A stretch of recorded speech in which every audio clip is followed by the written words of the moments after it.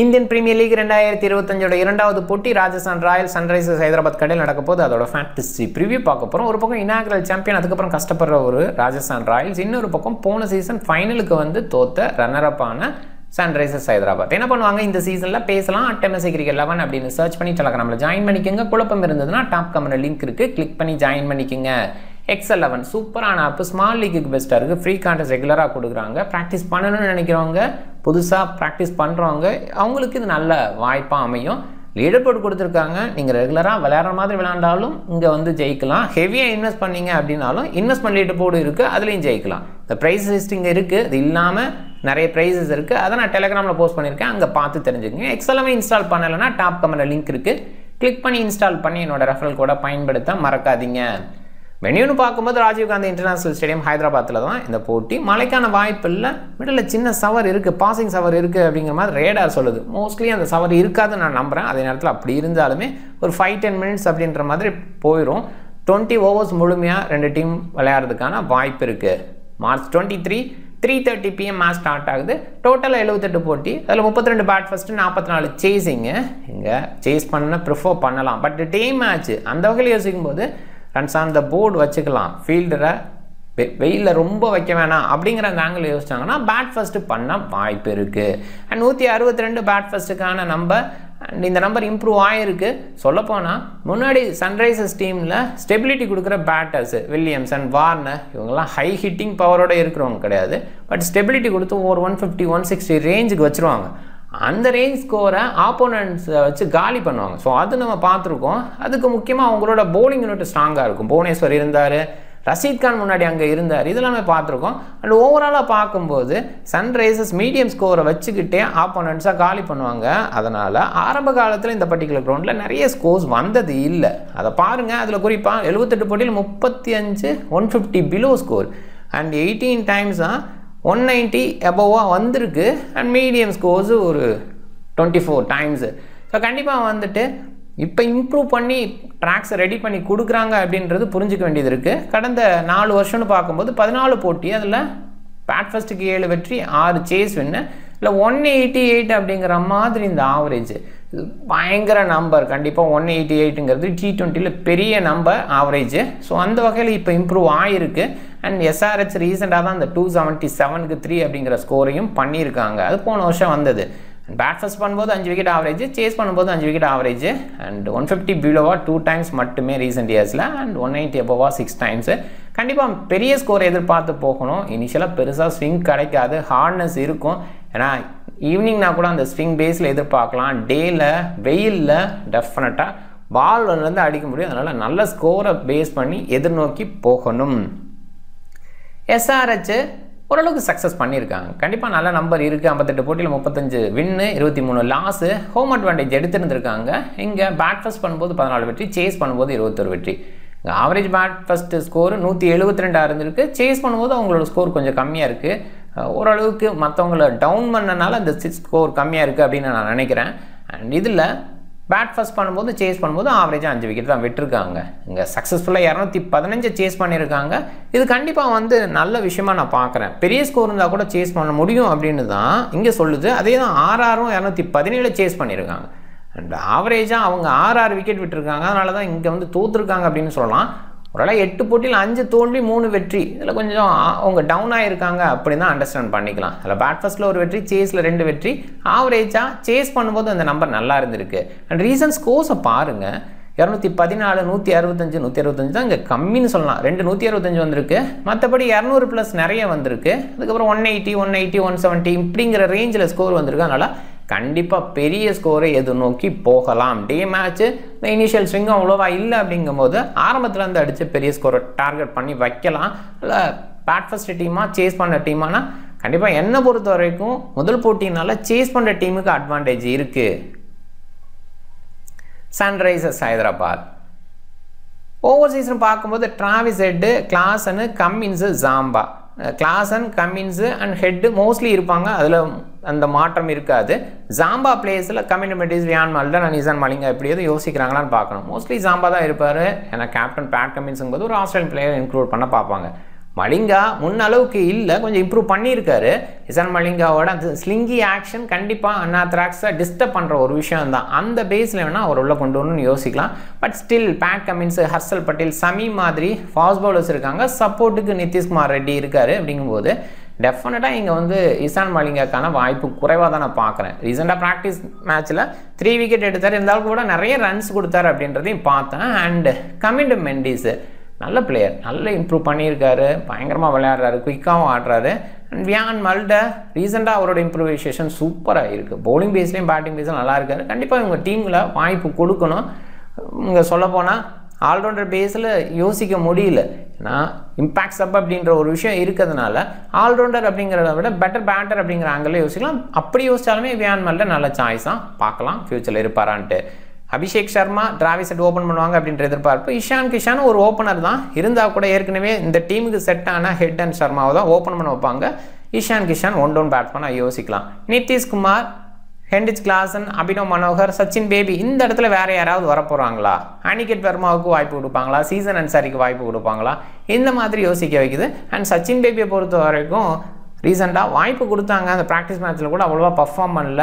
சொல்லப்போனால் ரீசெண்டாக ஐபிஎல்லில் நிறைய விளையாடலை அப்படின்ற அந்த ஒரு விஷயம் இருக்கிறோட நம்பரும் இல்லை. அப்படி தான் நம்ம பார்க்குறோம். அண்ட் இருந்தால் கூட நிறைய நேரங்களில் டொமஸ்டிக்கில் சில சக்ஸஸ் கொடுத்துருக்காரு. இன்னிங்ஸ் பில்டிங் அப்படின்ற ஒரு விஷயத்தை கொடுத்துருக்காரு. எனிவே பார்க்கலாம். மோஸ்ட்லி இந்த இடம் தான். சில நேரங்களில் டாப் ஆர்டர் கொலாப்ஸ் ஆச்சுன்னா டாப் ஆர்டர் ஸ்டெபிலிட்டி கொடுக்க முடியும். நான் டாப் ஆர்டரில் நிறைய இடங்களில் விளையாண்டுருக்காரு டொமஸ்டிக்கில். பேட் கமின்ஸு, ஹர்ஷல், சமி இந்த ஃபார்மேட்டில் பெஸ்ட் அவுட்புட் கொடுக்குற பிளேயர்ஸு. ராகுல் சஹா, ஜாம்பா டே மேட்ச்னால கன்சிடரபிள். சில நம்பர் பார்ப்போம். அபிஷேக் சர்மா ஆப்வியஸாக ஹைதராபாத்தில் பெஸ்ட்டாக இருந்திருக்கார். பட் கடந்த சில போட்டிகள் பேக் எண்டில், போன சீசனோட பேக் எண்டில் ஒரு சக்ஸஸ் பண்ணலை. சொல்லப்போனால் பேக் எண்டில் Abhishek Sharma, Travis Head success பண்ணாதது இந்த டீமுக்கு தோல்வி அமைஞ்சுது. பின்னாடி வந்து கொஞ்சம் டவுன் ஆனாங்க. அதுக்கு காரணமாக இருந்தது ஃப்ரண்ட்டில் எல்லாம் சூப்பராக விளையாண்டாங்க. But still Abhishek Sharma, Travis Head 2 பேருமே ஹைதராபாத்தில் நல்ல சக்ஸஸ் கொடுத்துருக்காங்க. அந்த நம்பர் பாருங்கள். அண்ட் இதில் பாருங்கள், டிராவிஸ் ஹெட் போன சீசனோட பேக் எண்டில் 4 போட்டியில் 3 டக் அவுட் ஆனார். அதில் ஒரு 34 இருந்தது. ஸோ இந்த விஷயத்தினால தான் அவங்க டவுன் ஆனாங்க அப்படின்றது ஒத்துக்கலாம். அண்ட் இஷான் கிஷன் ஆப்வியஸாக ரீசெண்டாக அவ்வளோ சக்ஸஸ் இல்லை. பெரிய பெரிய இன்னிங்ஸ் அப்படின்றது அவர்கிட்ட எதிர்பார்க்க முடியல. பட் குயிக்காக ஆடுறார் அப்படிங்கிற பாயிண்ட் மட்டும்தான். சில நேரங்களில் மட்டும் இன்னிங்ஸை பில்ட் பண்ணுறாரு. கொஞ்சம் சைக்கலாஜிக்கலாக டவுன் ஆகிருப்பார். ஏன்னா இவரெல்லாம் கன்சிடர் பண்ணாங்க. ஒரு இடத்துல ரீசெண்டாக இந்தியா விளையாடுற மேட்சஸில் பெருசாக கன்சிடர் பண்ணாததுனால கொஞ்சம் டவுனாக கூட ஃபீல் பண்ணலாம். பட் ரீசெண்டாக குயிக்காக ஒரு இன்னிங்ஸு ப்ராக்டிஸ் மேட்ச்சில் பண்ணார். ஒரு 49, திருப்பி இன்னொரு மேட்ச்சில் நல்லா விளையாண்டார். ஸோ அந்த வகையில் பார்க்கும்போது கண்டிப்பாக ஒரு கான்ஃபிடென்ட் இருக்கும் அப்படின்னு எதிர்பார்க்குறேன். நிதிஷ் வேறு லெவல், பயங்கர இம்ப்ரூவ்மெண்ட்டு. குயிக்காக இந்த அளவுக்கு வாய்ப்பு வந்து கிடைக்கும் அப்படின்னு சொல்ல முடியாது. டெஸ்ட் கிரிக்கெட்டில் ஒரு வாய்ப்பு டக்குன்னு கிடச்சிது. ஸோ இந்தியன் டீமில் தொடர்ந்து எல்லா ஃபார்மேட்லேயும் கிடைக்குது வாய்ப்பு. ஒரு நல்ல ஃபாஸ்ட் பவுலிங் ஆல்ரவுண்டர், எப்படி குவாலிட்டியான ஃபாஸ்ட் பவுலிங் ஆல்ரவுண்டருக்கு வாய்ப்பு கிடைக்கும் அப்படின்றதுக்கு இவர் உதாரணமாக சொல்லலாம். ஆனால் ஓரளவுக்கு விளையாடுறாரு. கண்டிப்பாக வந்து நம்ம 4ல் இருந்தால் பெஸ்ட் அவுட்புட்டை கொடுக்க முடியும். பவுலிங் பீஸில் கன்சிடர் பண்ணணுமானா அது கொஞ்சம் கேள்வி தான். இம்பேக்ட் சப் இந்த மாதிரி விஷயம் இருக்கும்போது எக்ஸ்ட்ரா பவுலர் எதுவும் எடுத்துகிட்டு வந்தால் இவருக்கு வாய்ப்பு இருக்குது. அதே நேரத்தில் இன்ஜுரி கன்சர்ன் ரீசெண்டாக இருந்தது. ஹெவியாக இங்கே ஸ்ட்ரெயின் பண்ணிக்க மாட்டார்னு நம்புகிறேன். அதனால் பேட்டராக கன்சிடர் பண்ணி போகிறது நல்ல விஷயம்.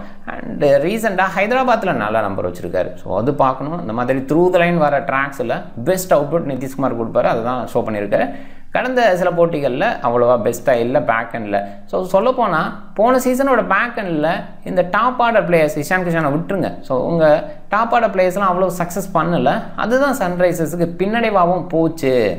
ஹென்ரிச் கிளாசன் கண்டிப்பாக டீசன்ட் நம்பர். ரீசெண்டாக ஒரு வர நேரத்தில் கொஞ்சம் குயிக்காக ஆடிட்டு போயிடுவார். 34, 50, 21, 32, 26, 42 அண்ட் 6 சீட்டிங்கில் வேறு லெவல். அவருக்கு கிட்டத்தட்ட எனக்கு தெரிஞ்ச வேர்ல்டு கிரிக்கெட்டில் 6 சீட்டிங் மெஷின்னா ஹென்ரிச் கிளாசன் சொல்லலாம். அது ஸ்பின்னராக இருக்கட்டும், பேசராக இருக்கட்டும். பேசருக்கு எகென்ஸ்டாக கூட கொஞ்சம் டவுனாக இருப்பார். ஸ்பின்னர்ஸுக்கு எகென்ஸ்டாக வேறு லெவல் பண்ணுறாரு அப்படின்றத பார்க்குறோம். அண்ட் ஹைதராபாத்தில் வேறு லெவல். இந்த நம்பர் பாருங்கள், ஒரே ஒரு 7 ரன்.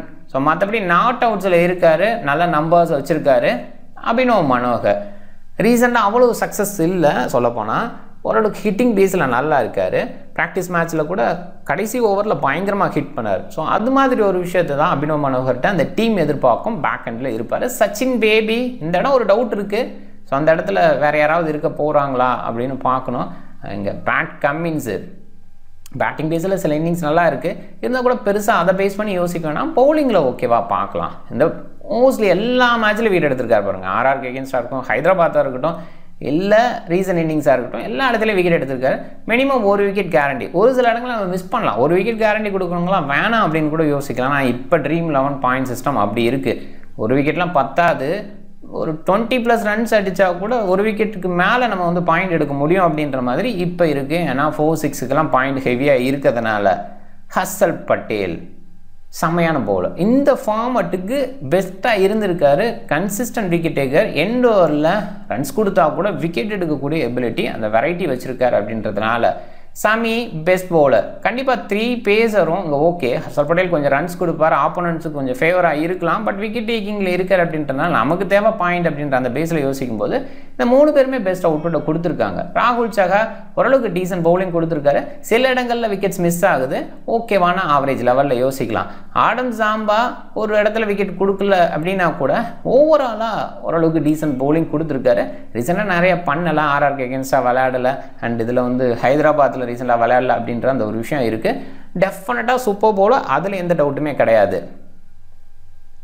ராஜஸ்தான் ராயல்ஸு இந்த டீம் பார்க்கும்போது ஒரு பிளேயர் வைபவ் சூரியவன்சி, இவர் மேலே ஒரு எதிர்பார்ப்பு இருக்குது. இந்த சீசனில் இவரை விளையாட வைப்பாங்களா?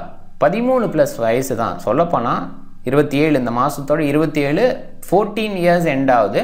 ஸோ அந்த மாதிரி ஒரு பிளேயரை இவங்க இன்க்ளூட் பண்ணியிருக்காங்க. ரீசெண்டாக ஏசியா கப்பில் கலக்குனார், செமையாக விளையாண்டார். சும்மா இல்லை, கண்டிப்பாக நல்லா விளையாடுற அந்த குவாலிட்டி இருக்கிறதுனால தான் இங்கே எடுத்திருக்காங்க. அவருக்கு ஒரு வாய்ப்பு கொடுப்பாங்களா அப்படிங்கிற கேள்வி வருது. ஒரு பாயிண்டில் குமார் கார்த்திகேயவை நான் இன்க்ளூட் பண்ணியிருக்கேன். எக்ஸ்பீரியன்ஸ் பவுலர் அண்ட் எக்ஸ்பீரியன்ஸ் ஆல்ரவுண்டர்னு சொல்லலாம். அந்த இடத்துல வைபவ் சூரியவன்சியை யோசிப்பாங்களா? அனாத்தராக்ஸ் பவுலர் தேவைங்கிறாங்களே, எடுத்துகிட்டு போனால் அவர் எடுத்துகிட்டு போகலாம். அதே நேரத்தில் ஒரு இம்பாக்ட் சப் பேஸில் யோசிச்சு வைபவ் சூரியவன்சியை உள்ளே கொண்டு வந்தால் கொண்டு வரலாம். இந்த மாதிரி ஒரு விஷயத்தை பேஸ் பண்ணி தான் இம்பாக்ட் சப்பை பேசினாங்க. ஸோ எனிவே இந்த இடத்துல சூரியவன்சிக்கான வாய்ப்பு இருக்குன்னு தான் தோணுது. குமார் கார்த்திகேயா சூரியவன்சி இந்த இடத்துல யோசிங்க. மற்ற 11 மோஸ்ட்லி அப்படியே இருக்கும். இங்கே ஓவர்சீஸ்னு பார்க்கும்போது Hetmyer, Hasaranga, Jofra Archer, Theekshana, 2 ஸ்ரீலங்கன்னு, ஒரு பக்கம் வெஸ்ட் இண்டியன்னே சொல்லலாம். ஜோஃப்ரா ஆர்ச்சர் 190 வெஸ்ட் இண்டீஸ் தான் விளாண்டாரு. இப்போ இங்கிலாந்து பிளேயர். அண்ட் ஹெட்மேயர் இன்னொரு பக்கம் இந்த டீமுக்கு சக்ஸஸ்ஃபுல்லாக இருந்திருக்காரு. ராஜஸ்தான் ராயல்ஸை பொறுத்த வரைக்கும் பவுலிங் யூனிட் நிறைய மாறி இருக்குது. பேட்டிங் பேஸில் யோசிக்கும் போது ஜெய்ஸ்வால், சஞ்சு, ரியான் பராக், ஹெட்மேயர் இவங்கெல்லாம் மேலே தான் இருக்காங்க. அது வந்து ஓரளவுக்கு அந்த ஸ்கோர் பேஸில் நல்லா ஒப்பிட்டு கொடுத்துருக்கு. அதை கொண்டு வர முடியும்னு பார்க்குறேன். அண்ட் நிதிஷ் ராணா அடிஷ்னலாக ஆட் ஆகிருக்கார். நிதிஷ் ராணா ரீசெண்டாக ஓரளவுக்கு ஓகே விளாண்டுருக்கார். பெஸ்ட்டுன்னு சொல்ல முடியல. அந்த கன்சிஸ்டன்ட் பேஸில் ஒரு அவுட்புட்டில் மிஸ் ஆகிறாரு. குறிப்பாக லெகிக்கு எகென்ஸ்டாக அவரோட அவுட்புட் பெஸ்ட்டாக இல்லை. அண்ட் பவுலிங்கில் என்ன மாதிரி டீமாக இருக்குது? Hasaranga, Theekshana super spin unit அப்படிங்கிறத ஷோ பண்ணுற மாதிரி. ஜோஃப்ரா ஆர்ச்சர் கண்டிப்பாக ஃபாஸ்ட் பவுலிங்கில், கூட சப்போர்ட்டுக்கு சந்தீப் சர்மா. இந்த ஃபார்மட்டில் நல்ல பவுலிங் கொடுத்துருக்காரு. பட் முன்னளவு கொடுக்க முடியுமா அப்படிங்கிற அந்த கேள்வி வருது. துஷர் தேஷ்பாண்டே லேட்டர் பேஸில் பெஸ்ட் பவுலராக இருப்பார், கொஞ்சம் டவுன் ட்ராக்ஸில் பெஸ்ட் பவுலராக இருப்பார். பட் எக்ஸ்ட்ரா பேஸ் இருக்கிற அந்த இடத்துல என்ன பண்ணுவார்? முதல் போட்டி கொஞ்சம் டேல நடக்கிறனால ஒருவேளை துஷர் தேஷ்பாண்டேக்கு ஒரு அசிஸ்ட் கிடைக்கலாம். இந்த பாயிண்டில் யோசிக்கிறேன். நம்பரை பார்ப்போம். ஜெய்ஸ்வால் ரீசெண்டாக நம்பர் ஓரளவுக்கு டீசெண்டாக இருக்குது. ஒரு சில நேரங்களில் அவர் டவுன் ஆகிறார் அப்படின்னு பார்க்குறோம். பட் எஸ்ஆர்ஹெச்சுக்கு எகென்ஸ்டாக அவரோட நம்பர் ரொம்பவே நல்லா இருக்குது. 20+ மினிமம் இருந்திருக்கு. அண்ட் ஹைதராபாத்லேயும் நம்பர்ஸ் நல்லா இருக்குது. ஃபாஸ்ட் பவுலர்ஸ்க்கு எகென்ஸ்டாக நிறைய அவுட் ஆகிருக்காரு. ஏர்லி ஸ்டேஜில் ஒரு இறங்குறதுனால ஃபாஸ்ட் பவுலர்ஸுக்கு தான் நிறைய விக்கெட். ஸ்பின் பேஸில் அவ்வளோவா விக்கெட்டை விடல. சொல்லப்போனால் 33 முறை ஃபாஸ்ட் பவுலர்ஸ் தான் அவுட் ஆகிருக்காரு கடந்த 3 சீசனில். அதில் 3 முறை மட்டும்தான் ஸ்பின்னுக்கு எகென்ஸ்ட் அவுட்டாக இருக்குது. ஸ்பின்னர்ஸை நல்லா ஹேண்டில் பண்ணுவார் அப்படின்னு இந்த நம்பர்லேயே தெரியுது. சஞ்சு பாருங்கள், அவரோட சக்ஸஸே ஏர்லியாக மேட்ச்சில் அடிக்கிறது தான். அதுக்கப்புறம் ரொம்ப டவுன் ஆவார். கடந்த சில போட்டிகளை பாருங்கள், ஸோ டோட்டலாகவே இல்லை. அதுக்கு முன்னாடி ஒரு 86 அப்படின்னு இருக்குது. எப்பயுமே பேக் அண்ட் ஆஃப் சீரியஸ் வந்து அவர் அவ்வளோ சக்ஸஸ் கொடுக்கறது இல்லை. அதுதான் இந்த நம்பர் சொல்லுது. எஸ்ஆர்ஹெச்சுக்கு எகென்ஸ்டாக ஓரளவுக்கு டீசெண்டாக இருந்திருக்காரு. கடந்த 2 போட்டியில் அவ்வளோவா இல்லைனாலும், அதாவது 24ல் அவ்வளோ சக்ஸஸ் பண்ணலைன்னா கூட 23ல் 22ல் அந்த சக்ஸஸ் இருந்திருக்கு.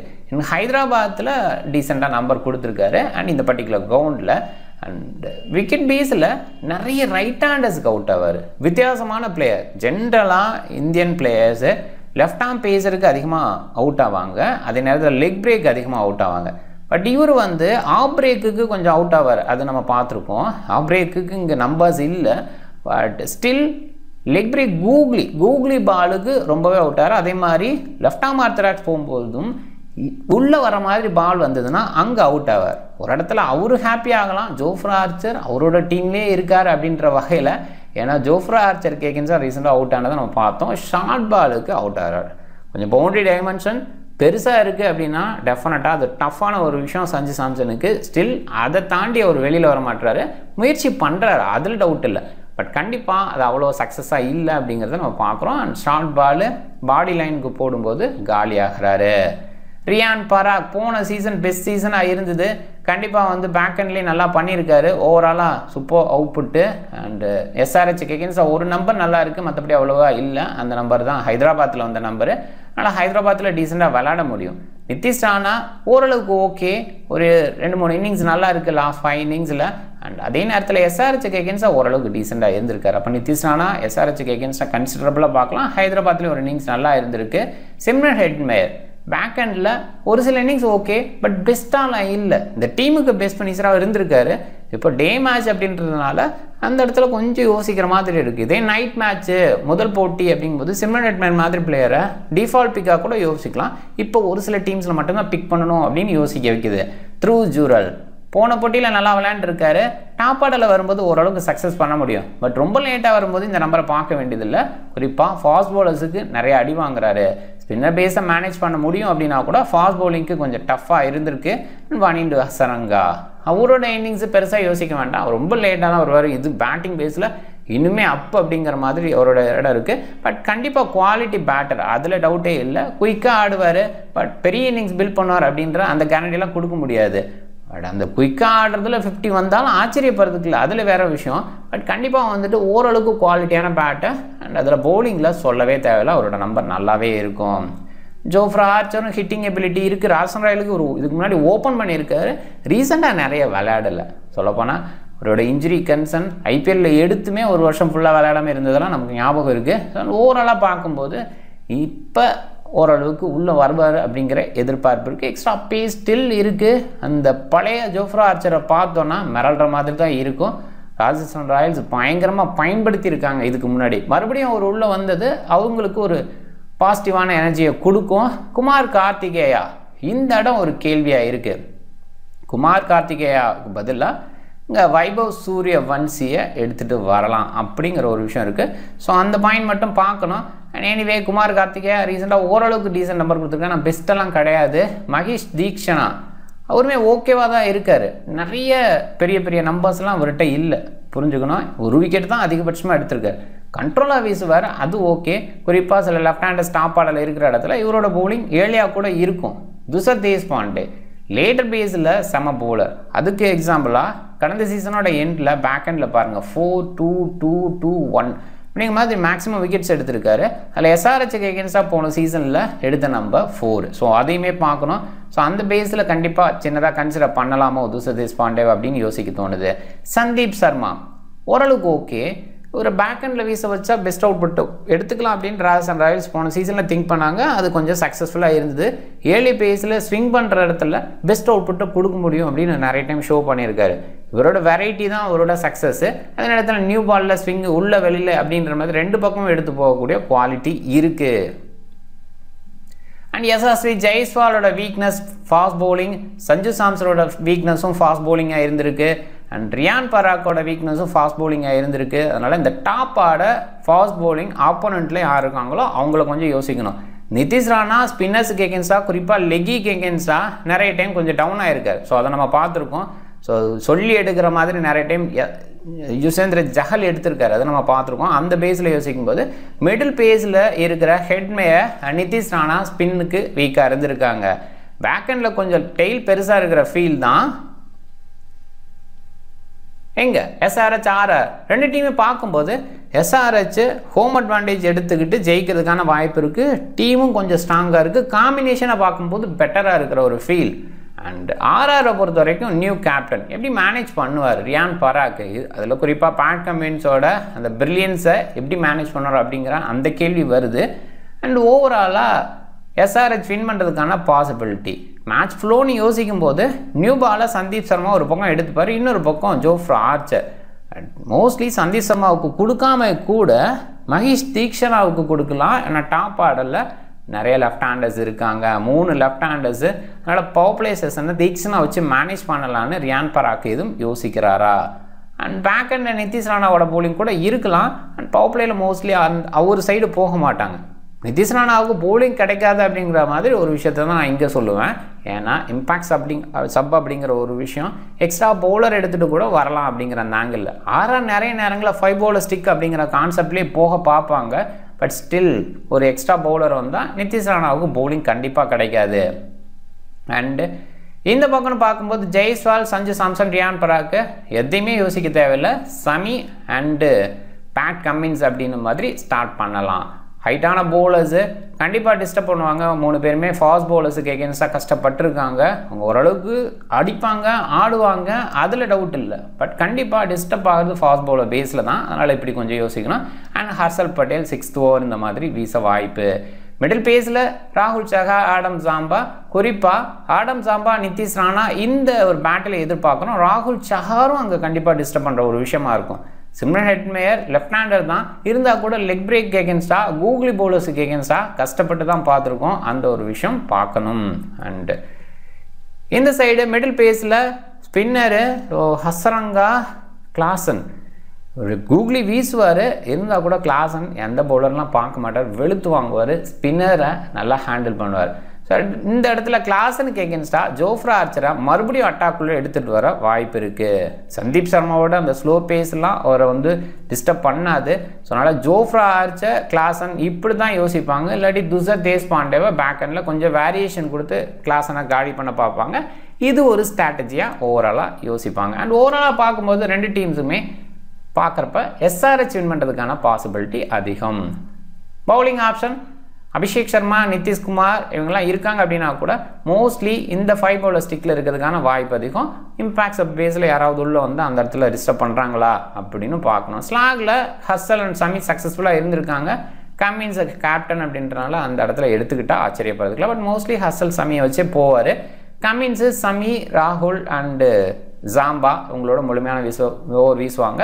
இந்த பக்கம் யோசிக்கும் போது ரியான் பராக் கேப்டன் ஒரு சில ஓவர் வீசலாம். பட் மோஸ்ட்லி நிறைய பவுலர்ஸ் ஆப்ஷன் இருக்கிறதுனால அங்கே போக மாட்டார் அப்படின்னு நினைக்கிறேன். வனிண்டு ஹசரங்கா அவரோட முழுமையான கோட்டா இருக்கும். ஜோஃப்ரா ஆர்ச்சர், தீக்ஷனா, தேஷ்பாண்டே, சந்தீப் சர்மா இப்படி ஃபிக்ஸ் பண்ண தான் வாய்ப்பு இருக்குது. குமார் கார்த்திகேயா அண்ட் ரியான் பராக்கான வாய்ப்பே குறைவு. இதில் குமார் கார்த்திகேயா இருக்காரா அப்படிங்கிறதும் doubt.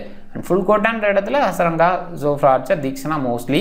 And Jofra Archer, Tushar Deshpande எண்டில் வீசுறதுக்கான வாய்ப்பு. ஒரு பாயிண்ட்ல யோசிக்கும் போது சந்தீப் சர்மாவை ஃபிக்ஸ் பண்ணிக்கணும்னு நினச்சிட்டு ஜோஃப்ரா ஆர்ச்சரை எளியாக பயன்படுத்தலாம். சந்தீப் சர்மா அண்ட் துஷர் தேஷ்பாண்டே வேரியேஷனில் பேக் ஹேண்டில் நல்லா இருந்திருக்காங்க. அந்த பேஸில் அவங்க 2 பேரும் எண்டோரில் வீச வாய்ப்பு. இந்த 2 டீம் இடையில ஹெட் டு ஹெட் அப்படின்னு பார்க்கும்போது எஸ்ஆர்ஹெச் அட்வான்டேஜ் எடுத்திருக்காங்க. பெரிய அட்வான்டேஜ் அப்படின்னு சொல்ல முடியாது. 11-9 அப்படின்ற மாதிரி தான் இருந்திருக்காங்க. அண்ட் ரீசெண்டாக அப்படின்னு பார்க்கும்போது கண்டிப்பாக எஸ்ஆர்ஹெச் நல்லா இருந்திருக்காங்க. ஸோ அதனால் எஸ்ஆர்ஹெச்சுக்கு ஒரு வாய்ப்பு அதிகம்னே சொல்லுவேன். அண்ட் பேட் ஃபர்ஸ்ட் பண்ணும்போது இங்கே நல்ல ஸ்கோர் பண்ணும்போது மட்டும்தான் ஆர்ஆர் ஜெயிச்சிருக்காங்க. கொஞ்சம் டவுனாக இருக்கிறப்பெல்லாம் தோற்றுருக்காங்க. அதுதான் நம்ம பார்க்குறோம். இருக்கிறதே ஓவராலாக யோசிக்கும் போது ஆர்ஆர் தான் ப்ரெஷரை ஹேண்டில் பண்ணாத ஒரு டீம்னே சொல்லலாம். மும்பைக்கு எகென்ஸ்டாக நிறைய டைம் சக்ஸஸ்ஃபுல்லாக போய் ஜெயிச்சிருக்காங்க, டிஃபெண்ட் பண்ணியிருக்காங்க, உங்களுக்கு காலி பண்ணியிருக்காங்க அப்படின்ற அந்த இடத்துல மட்டும் மும்பைக்கு எகென்ஸ்டாக எப்படி வருவாங்க அப்படின்ற அந்த கேள்வி வருது. பட் ஓவராலாக யோசிக்கும் போது ஆர்ஆர் ப்ரெஷரை ஹேண்டில் பண்ணாமல் தோற்றுருக்காங்க அப்படின்னு தான் நிறைய டைம் பார்த்துருக்கோம். அண்ட் எஸ்ஆர்ஹெச் பவுல் ஃபர்ஸ்ட் பண்ணும்போது ஓரளவுக்கு மேனேஜ் பண்ணியிருக்காங்க. அண்டு இங்கே 148 அப்படின்ற ரேஞ்சில் தான் இருந்திருக்காங்க.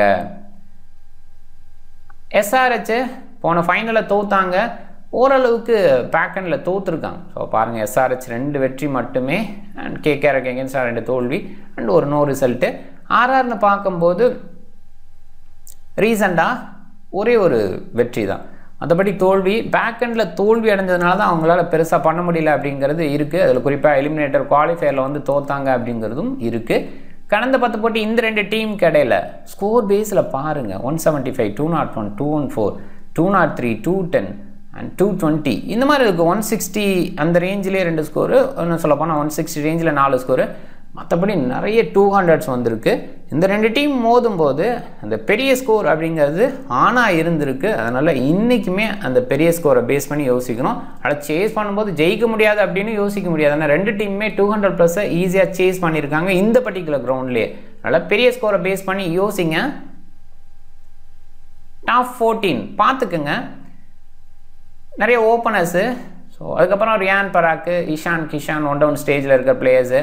நிதிஷ்குமார் பவுலிங் பேஸில் சின்ன கன்சிடரேஷன். ஆனால் முழுமையாக பவுல் பண்ணுவார் அப்படின்னு எதிர்பார்க்க முடியாது. பவுல் பண்ணுவார் அப்படின்னு மாதிரி எதிர்பார்க்க முடியாது ரீசன் இன்ஜுரி கன்சர்னில். கிளாசன் வனிண்டு ஹசரங்கா பேக்கெண்டில் ஹிட் பண்ணி ஃபினிஷ் பண்ண முடியும். அண்ட் பவுலிங் பேஸில் ஜோஃப்ரா ஆர்ச்சர் ஹசரங்கா சக்ஸஸ்ஃபுல்லாக இருந்திருக்காங்க. பேட் கமின்ஸ் கன்சிஸ்டண்டாக விக்கெட் எடுத்திருக்காரு. தீக்ஷனா ஒரு சில இடங்களில் மட்டும் கன்சிடர் பண்ணுங்கள். சில லெஃப்ட் ஹேண்டர் ஸ்டாப்பில் இருக்கிறதுனால அந்த இடத்துல எதுவும் சக்ஸஸ் பண்ணிடலாங்கிறாங்க. அது டேயில் இருக்கனால அந்த ஒரு இடம் மட்டும்தான். பட் தீக்ஷனா ஒரு சில இடங்களை மிஸ் பண்ண பாருங்கள். ஏன்னா அவர் கண்ட்ரோல் பண்ணுற அளவுக்கு விக்கெட் டேக்கிங் பேஸில் பெஸ்ட்டாக இல்லை. சமி ஜாம்பா நல்ல அவுட்புட் கொடுக்க முடியும். பிக் பேஸில் சிம்ரன் ஹெட்மேயர் ஒரு பாயிண்டில் இனிஷியல் ஹார்னஸ்லேருந்து விக்கெட் விழுந்துச்சுன்னா middle Shimron Hetmyer decent hitting கொடுக்க முடியும். அந்த இடத்துல யோசிக்கலாம். பட் பார்க்கணும், ஒரு சில இடங்களில் மட்டும் ஒரு சில டீமில் மட்டும் ட்ரை பண்ணுங்கள். ஹர்ஷல் பட்டேல் பேக் எண்டில் கண்டிப்பாக அவரை பிக் பண்ணியிருக்காங்க. சக்ஸஸ்ஃபுல் பவுலர் ஐபிஎல் லெவலில். மகேஷ் தீக்ஷனா ஒரு சில இடங்கள். ஆடம் ஜாம்பா நல்ல பிக்கு, இவன் சொல்லலாம் மஸ்ட் பிக்குன்னு கூட ஒரு இடத்துல யோசிக்கலாம். ஜெய்ஸ்வால், அபிஷேக் சர்மா, டிராவிஸ் ஹெட் நிறைய பேர் கேப்டனாக ட்ரை பண்ணியிருக்க பிளேயர்ஸு. எல்லாருமே ஓப்பனர்ஸு. குறிப்பாக எல்லாருமே லெஃப்ட் ஹேண்டர்ஸு.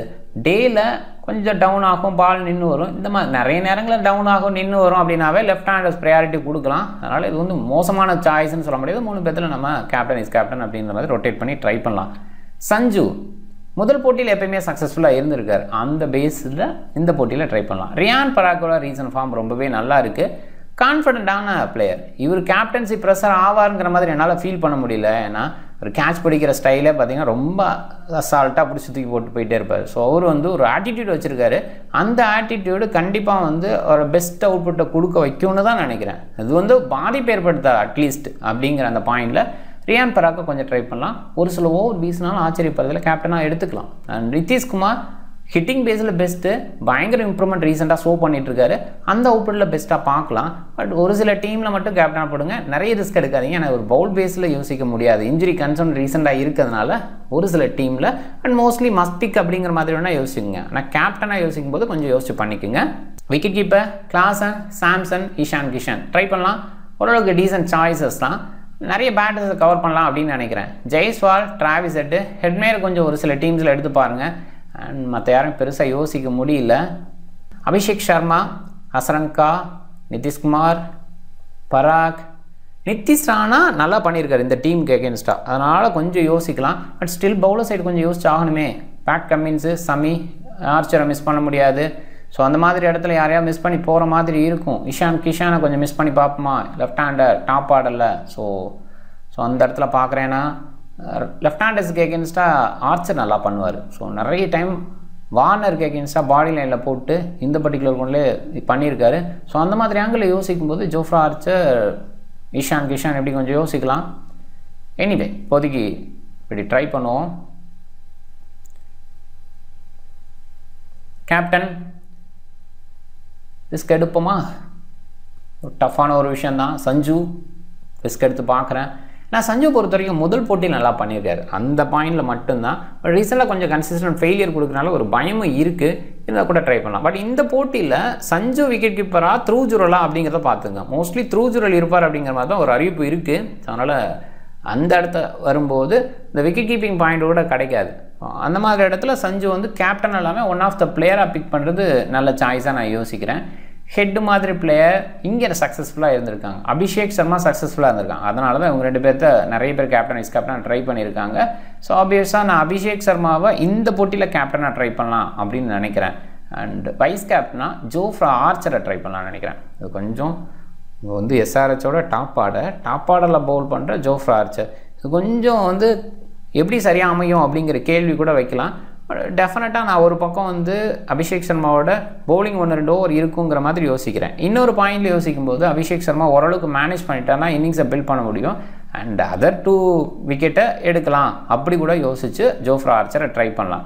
இல்லை நீங்கள் ரிஸ்க் எடுக்கணும் அப்படின்னு நினச்சிங்கன்னா முதல் போட்டியில் சமி ஸ்விங் பண்ணுவார். இந்த மாதிரி ஆங்கிளில் சமி மாதிரி பவுலரை கூட கேப்டன் வைஸ் கேப்டனாக ட்ரை பண்ணலாம். பட் இப்போ இருக்கிற ஃபேண்டசி பாயிண்டில் குறிப்பாக ட்ரீம் 11 பாயிண்ட்ஸில் பவுலரை கேப்டனாக ட்ரை பண்ணுறது ரொம்ப ரிஸ்க்கான ஒரு விஷயமாக தான் நான் பார்க்குறேன். இப்போதைக்கு இந்த டீமு ஆன் டைமில் சில மாற்றங்கள் செஞ்சுக்கலாம். என்ன மாதிரி காம்பினேஷன் கொடுக்குறாங்கன்னா முதல் போட்டியில் நாம் எடுக்கிற காம்பினேஷன் தான் அவங்க எடுத்துகிட்டு போகணும் அப்படின்றது இல்லை. அதே நேரத்தில் நெட்ஸில் யாராவது நல்ல ஷோ பண்ணியிருந்தாங்கன்னா அவங்களே இன்க்ளூட் பண்ணிவிட்டு முக்கியமான பிளேயர்ஸை கூட ட்ராப் பண்ணலாம். இதுவுமே இருக்குது. இன்ஜுரி கன்சர்ன் இந்த மாதிரி ஆன் டைமில் ஏதாவது ஒரு விஷயம் மாற்றமும் இருக்கலாம். அதை பேஸ் பண்ணி ஆன் டைமில் யோசிச்சுக்குங்க. அண்ட் மோஸ்ட்லி ப்ராபப்ளி இவ்வளோ இன்ஃபர்மேஷன் கொடுத்ததுக்கப்புறம் நீங்கள் உங்களோட டீமை க்ரியேட் பண்ண பாருங்கள். நான் கொடுக்கறது என்னோட டீம் மட்டுமே. அதை வந்து நீங்கள் போட்டுட்டு அதில் ஃபெயிலியர் ஆகுது, சக்ஸஸ் ஆகுது, சக்ஸஸ் ஆனால் கூட எனக்கு கமெண்டே பண்ண வேண்டாம். ஸோ அந்த மாதிரி ஒரு விஷயம் தான். அதில் சில மாற்றங்கள் செஞ்சு பாருங்கள். நான் ஏன் அப்படி ஒரு விஷயத்தை பண்ணியிருக்கேன் அப்படின்றது சின்னதை யோசிச்சு பாருங்கள். என்னோட மூடுக்கு தகுந்த மாதிரி அந்த டீமும் இருக்கும். அதனால் மோஸ்ட்லி உங்களோட ஓன் டீமை அங்கே க்ரியேட் பண்ண பாருங்கள். நீங்கள் டிஃப்ரெண்ட் டீமை க்ரியேட் பண்ணுங்கள். இந்த வீடியோ பிடிச்சிருந்தா லைக் பண்ணுங்கள், உங்கள் ஃப்ரெண்ட்ஸுங்களுக்கு ஷேர் பண்ணுங்கள். சேனலை சப்ஸ்கிரைப் பண்ண மறக்காதீங்க. மிக்க நன்றி.